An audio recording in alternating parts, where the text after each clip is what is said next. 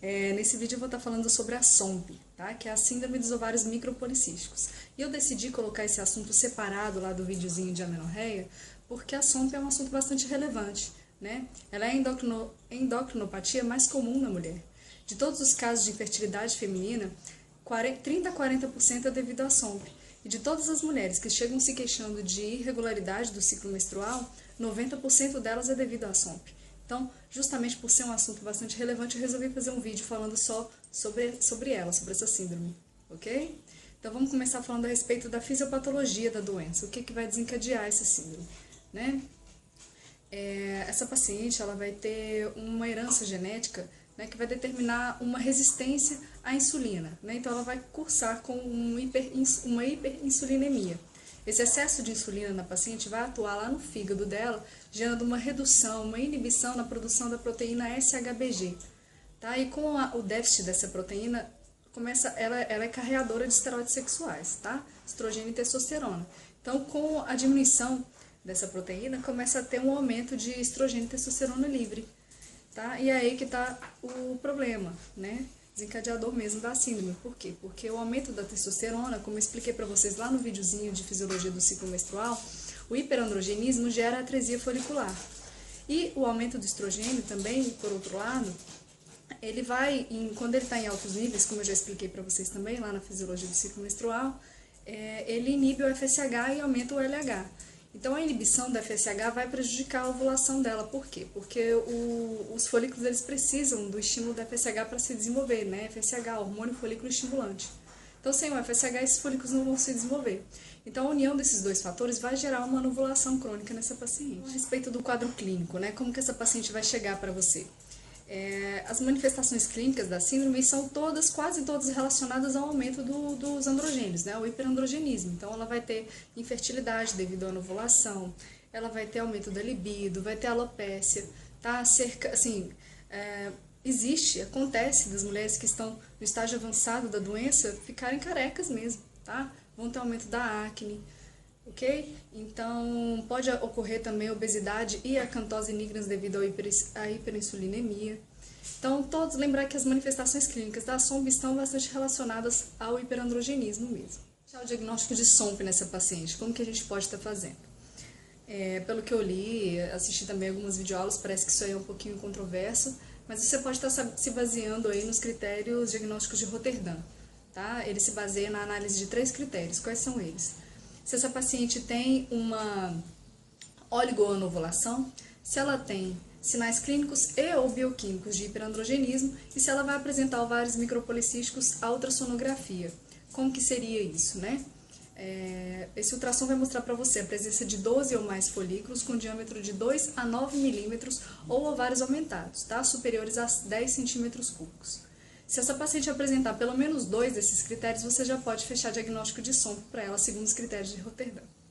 Ok? O diagnóstico complementar, o que a gente pode estar pedindo aí para ajudar a gente a ter mais certeza, né, em relação ao diagnóstico dessa paciente? A gente pode solicitar para ela testosterona livre, ver como é que tá, né, os níveis dessa testosterona livre. Pode solicitar para ela a relação LH-FSH. Como eu falei para vocês, o aumento do estrogênio livre gera supressão da FSH e aumenta o LH. Então, essa paciente com SOMP, ela vai ter essa relação aumentada, tá? Relação LH-FSH maior ou igual a 3. Você pode solicitar glicemia para ela, insulina, ver como é que tá a questão do diabetes, né? Da hiperinsulinemia mesmo. Pode solicitar um ponto muito importante, a SDHA. Por quê? Porque 50% das pacientes que têm a síndrome dos ovários policísticos têm associação uma disfunção da adrenal. Tá? Essa disfunção vai gerar um aumento dessa SDHEA e o que vai acontecer? Essa paciente ela vai ter um hiperandrogenismo misto, tá? Tanto devido ao aumento da testosterona livre quanto ao aumento da SDHEA. E nesses casos, né, para você tratar essa paciente, além do tratamento habitualmente aplicado na SOMP, você vai ter que dar corticoide para ela, ok? Por fim, vamos falar sobre o tratamento da SOMP, que a gente vai ter que estar atuando aí em vários aspectos, né? Começando então pelo tratamento da hiperinsulinemia dela, vai orientar essa paciente a diminuir a ingestão de carboidratos, a fazer atividade física regular e a gente entra também com hipoglicemia antioral para ela, no caso, a metformina. tá? Numa dose aí de 1.500 a 2.000 miligramas por dia. Então, você pode estar fazendo a prescrição, por exemplo, né, de metformina, 2 comprimidos de metformina, 850 miligramas por dia, tá bom? A gente vai atuar em relação à irregularidade do ciclo menstrual. Caso essa paciente não queira engravidar, você faz a prescrição de anticoncepcional para ela, né? A questão do anticoncepcional, lembrar lá do videozinho que eu fiz sobre métodos contraceptivos, onde eu falava sobre os métodos contraceptivos hormonais, né? Lembrar que nós temos vários tipos de progesterona, né? De primeira, segunda, terceira e quarta geração. Lembrar que as progesteronas de primeira e segunda geração são androgênicas, né? E a de terceira e quarta são antiandrogênicas. Então, se essa paciente com SOMP tem um hiperandrogenismo, progesterona de primeira e segunda geração para elas nem pensar, porque você vai estar gerando uma piora do quadro, né?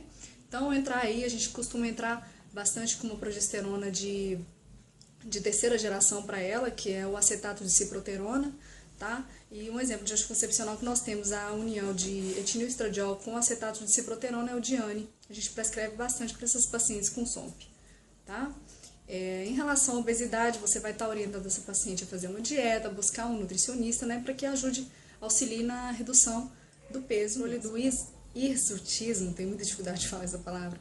A gente pode estar passando para ela aí uma espironolactona nas doses de 50 a 200 miligramas por dia, a flutamida na dose de 250 miligramas por dia, ou finasterida, tá? 5 miligramas dia, vai ajudar essa paciente aí em relação a essa manifestação do hiperandrogenismo nela, ok?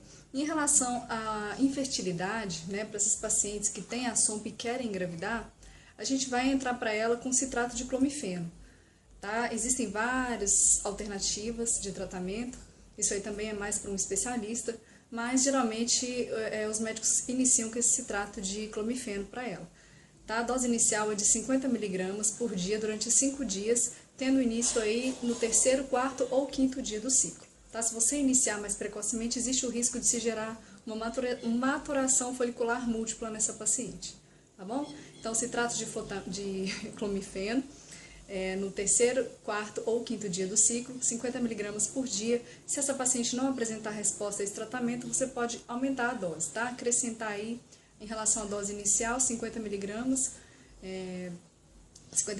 dia, até que se atinja o máximo de 200 miligramas por dia.